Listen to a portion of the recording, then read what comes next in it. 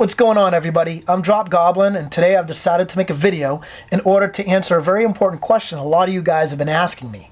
And that question is, when I'm performing live on my iPads, what app am I using and how does it work? So hopefully this video will answer a lot of you guys' questions. And the hardest thing usually is I get this question asked to me in the middle of my set, and it's so loud and so, bass heavy in these rooms that it's very hard for me to hold any kind of conversation. So, 9 times out of 10, when I get this question asked of me, it is during my set. So I'm hoping that this, clears everything up and you guys understand what I'm doing. And let's get on with it. All right, so like I said, I use 2 iPads with nothing but a mixer in between. And the app that I use is called Traxpad, Traxpad. Click on that, and as you can see, it's a pretty basic layout. Cue, play. You got 3 little effects right up here in the corner. You got a horizontal bar with a little vertical thingy in the middle. You got a horizontal bar here as well, and then a little grayed out area on the right. Up here, you got settings corner, and then load track corner. You hit load track, that loads up all the music you got. Uses MP3 as well as Wave, and let's see, we'll find one of my tracks because God forbid I use somebody else's and then YouTube decides to crash my account because of copyright infringement. So let's see, we'll go to my newest track, Make Your Head Bounce. There you go. And as you can see, there is a waveform loading up in the right hand corner of the app. And you can see the start of a humongous wave right in the middle. Now, this bar right here is something that's very, very unique, and CD players and a lot of software that's out there nowadays for DJing cannot do this. And that is see the full waveform right in front of you, and no different than a turntable lifting up a needle and putting it somewhere else on the vinyl record. I can go anywhere on this waveform to find a cue point or anything else I'm looking for on the track. And I can also slide around. Hit cue. I now have a cue point in the beginning of the track. Just like that, response time is instant. And hit play, plays it. Hit cue, back to the beginning. Pitch control, very easy. You can either use the bar at the top, this is the pitch control up here, or you can use multi-touch on the screen. So I'll hit play. All right, I can use my finger up here, speed it up, slow it down,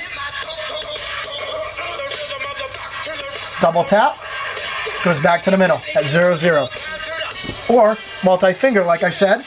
The more fingers you use, the faster the slider goes. So I might as well just use them all. Faster or slower. Double tap, back to the middle.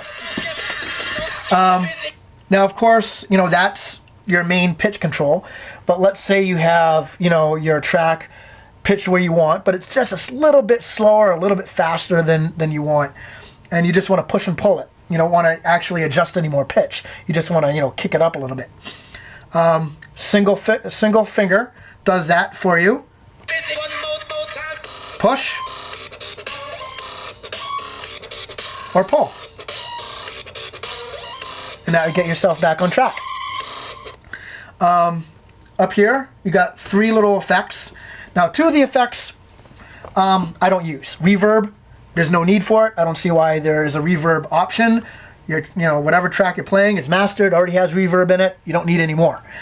Delay, it works, but it does not have it programmed to sync with your BPM that you're playing at. So the delay will just ping pong all over the place, and it just doesn't, work.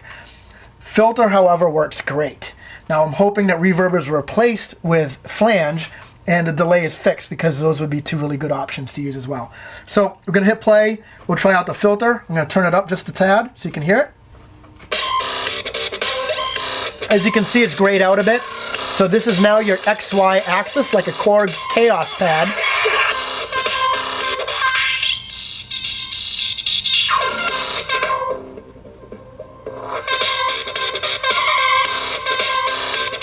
And that is your effects. And again, just like a chord chaos pad, it's an XY axis. And if you haven't heard of a chord chaos pad, it's a really cool tool. And I think this is a very cool tool for this app as well.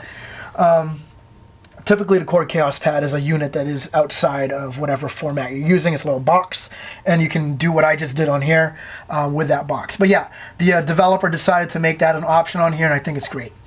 So other than that, you have other settings as well. You can reverse direction of the waveform, which would be a little weird if it was going that direction. Actually, when you first buy the app, it actually already is going that direction. So I actually have reverse direction on for it to go up, so you're less confused. You can show your BPM lines if you want. There is looping, tap play if you want to use a tap function in order to get your BPMs. And other than that, that is the tracks pad, and that's what I use. You need one for each iPad. It's not split, so you can't DJ on one iPad. So you would need to buy 2 iPads in order to use tracks pad exclusively in performance. But other than that, that's it. That's tracks pad, and that's how I DJ. So hope you liked the video, and if you want to hit me up on Facebook, it's facebook.com/dropgoblin, or dropgoblin.com is my website, or Twitter/dropgoblin.